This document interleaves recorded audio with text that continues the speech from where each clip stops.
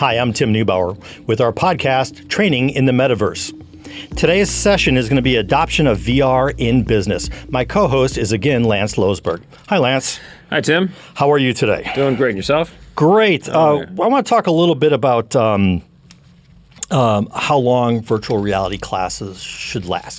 I know we covered this in an earlier topic, but I want to cycle back around. For me to train, I'm just going to pick a time in a generic content. Right. It takes me an hour to teach skill X. And you had mentioned that you could do that up to 4 times faster? That's what the studies have shown, yes.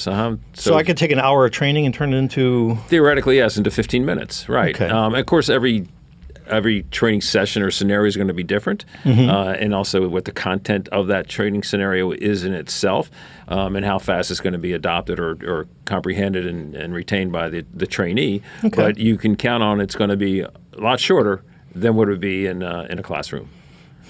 Is there? You'd mentioned that there were studies done on this. Is there any examples you would have of companies who've adopted this and had some great success stories? Well, there have been success stories in the industry, various industries actually. Thinking of like companies such as Walmart, Bank of America, Accenture that are doing in large deployments of virtual reality applications, and they're showing the process of it being a lot quicker in the training process than it would be in the classrooms. So you mentioned a large retailer. What kind of training were they? Was it for safety? Was it for management? What did they use it for a retail organization? They were using it for more of customer service, if you can imagine. So if a cashier was confronting an irate customer, or an employee was confronting a customer in a hostile environment, like during Black Friday and all the rush and people going kind of crazy, how to observe that and react to those situations and how to maybe de-escalate. And it's also been used in law enforcement for de-escalation as well. You mentioned banking. I'm going to circle back around to law enforcement, but what do they teach in banking? In the banking process, again, it was more of a customer service related scenario of how to handle certain situations under certain conditions. And I believe there was a telephone, one of the big phone companies, whatever, that used it for how to react under a hostile engagement, as such as a robbery, that kind of a thing. It was used as well. Wow. I think everybody thinks about the police and the shoot, don't shoot kind of videos. Do they use it for other things other than shoot, don't shoot? The police you are talking about? Yeah. From a training scenario, more of like a situation awareness. Okay. A lot of times a shoot, don't shoot is a scenario, but they'll also use it for like a routine traffic stop. Okay. Just an area, again, how to protect yourself so that you don't get in a situation where it's a shoot, don't shoot scenario, how to maybe de-escalate somebody that has a domestic problem or a mental problem in those circumstances that somebody's having issues with. So how to approach it, how to recognize it, and then how to deal with it. Police and military firefighters, they're all very procedurally centric, procedure-centric. That's the phrase I'm looking for. Are there any examples where virtual reality training and the experience can be used to teach procedures? Yeah, that's very applicable, actually. Okay. And we've done many of those as an example of just how to use a specific product in a specific situation.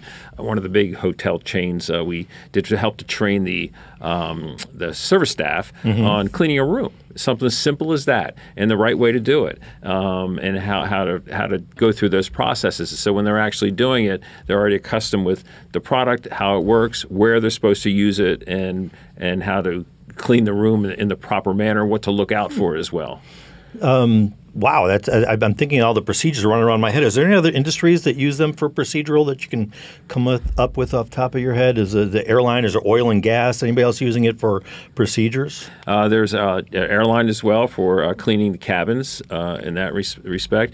Oil and gas, there's applications as well as far as training on specific equipment, how to identify hazards, and then also how to maybe mitigate certain situations as well too. Wow, that's as we were talking about this, I was really excited that in an earlier podcast I talked about the potential for augmenting training such as the OSHA 10 or 30-hour training, where the training chunks could be 15, 20 minutes to an hour or 2 hours, and to use virtual reality to augment hazard recognition. Because one of the criteria that OSHA outreach training looks for is that they're able to identify a hazard. Are there examples that you can think of that, in your experience, about people doing situational awareness, hazard recognition, kind of walk through things? Yeah, and we've done all the above, from hotel chains, as I mentioned, not only from the staff, but also from the management to even recognize what might be hazardous in the hotel itself or the parking lot, or looking for certain aspects that even what to do right. And how maybe they're received at the reception desk. Those kinds of things. Maybe it's even the buffet and the food and how it's laid out and issues to that regard. We've done a lot of law enforcement applications for the situation we just talked about. And safety people, if you want to train your new folks on how to identify hazards, this is the way to do it. I am 100% bought in on this. This is amazing that I can teach hazard recognition without having a hazardous situation occur. And that's a great use for it. No question about it. Absolutely. Extremely powerful for these types of applications. All right. So I feel like I'm giving you rapid fire questions here, but is there? I'm looking for some of these really great success stories. And you mentioned a large retailer, you mentioned a large banker. We talked a little bit about some oil field stuff. Is there any other big success stories that you can think of on using VR? From our perspective, when we started off doing more entertainment, promotion, advertising kind of applications along those lines, even from a live streaming, from red carpet events and things such as that nature. When they demolished the Texas Stadium, we had a 360 video camera in the middle of it as it's being demolished, so you get to see what it looks like inside the stadium, and where no human could possibly be. Right. But the applications are really endless on what you can create and what you can do. And so it's just kind of the product of your imagination and then just finding ways to do it. And even the shuttle launch, the last shuttle launch, we were there on the launching pad. Yeah, that's incredible. I've done some work down in Cape Canaveral recently, and to see those things go up is amazing. And you were actually involved in the final shuttle launch and got to record that as well. And one of the things that we talked about procedural as well and hazard recognition is we also done a driving scenario where you, as you're driving just down the street and maybe somebody walks in front of you, or if you take your eyes off the windshield, if you take your eyes off the road for a period of time to look in the back seat or look to a different thing, the distraction, we can pick out or at least present those warnings or those hazards as they happen. So there's a lot of different things that we can do inside these experiences or these training scenarios that you may not even think of, but we can do to help better train people than you could even do in real life.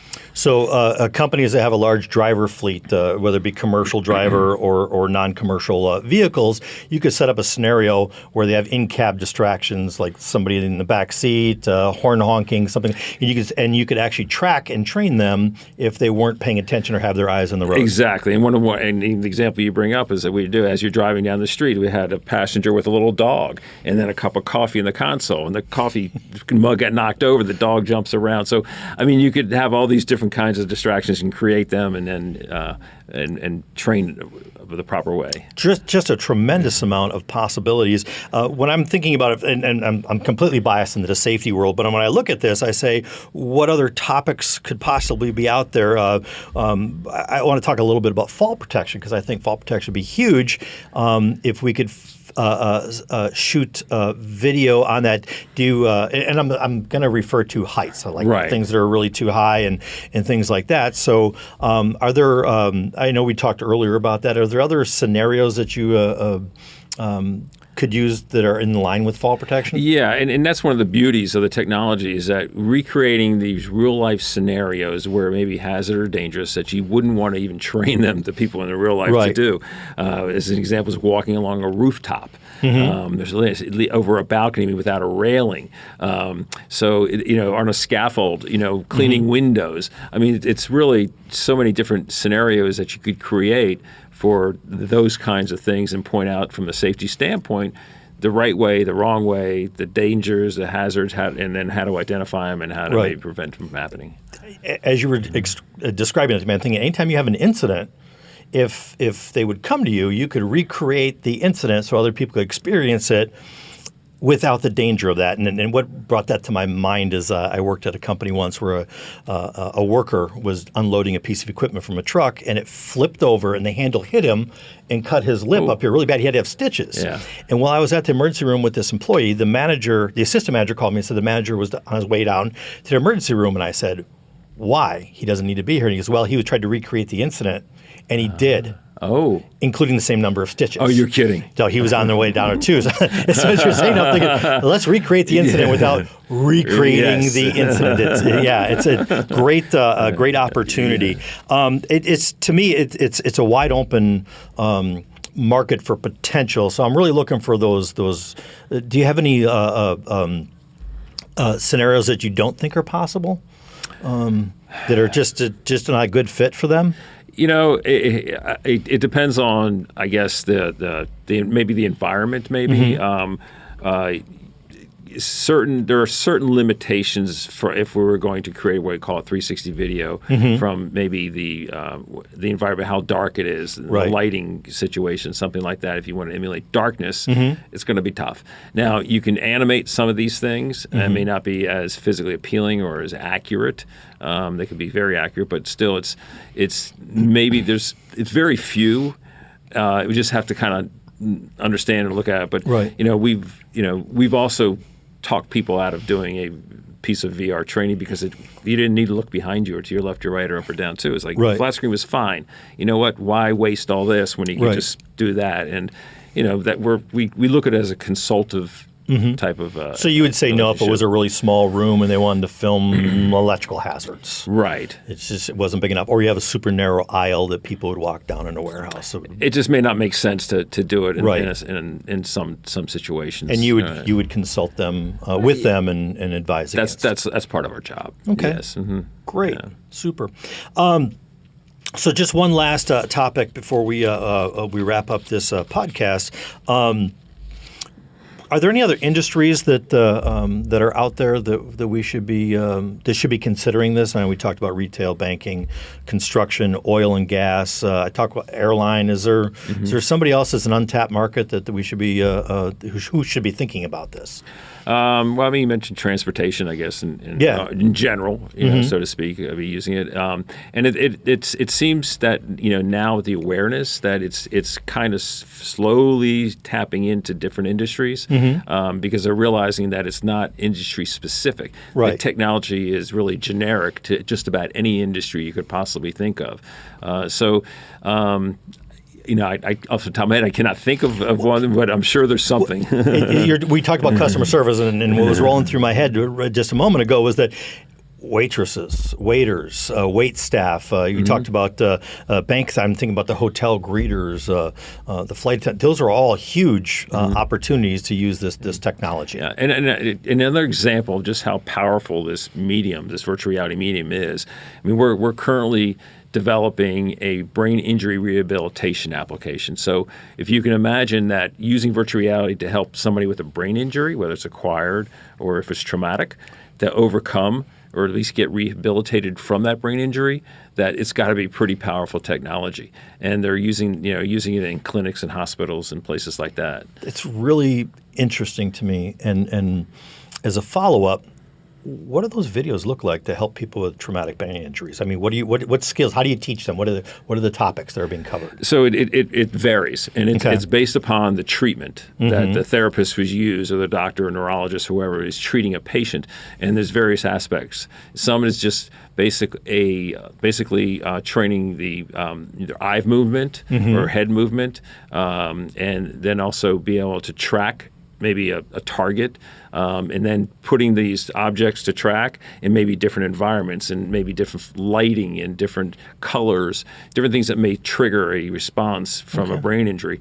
And then the other aspect is, how do we get these people back to normal life? So it's always a challenge for a physician or therapist to take a patient and say, what do you do every day? Well, I have to use appliances in my kitchen, or I have to go to the grocery store, or I have to go to wherever. So we can recreate those environments that the therapist doesn't have to physically go with them, or the patient doesn't have to physically. So riding go. up an escalator, using a shopping cart.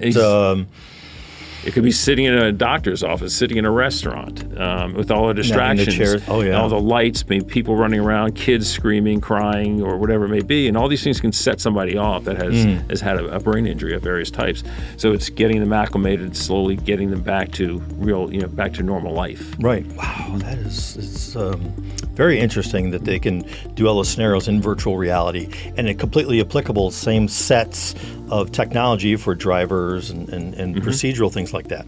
Amazing. This was a great conversation. Lance, thank you so much. Training in the Metaverse. I'm Tim Neubauer, and this is Lance Losberg.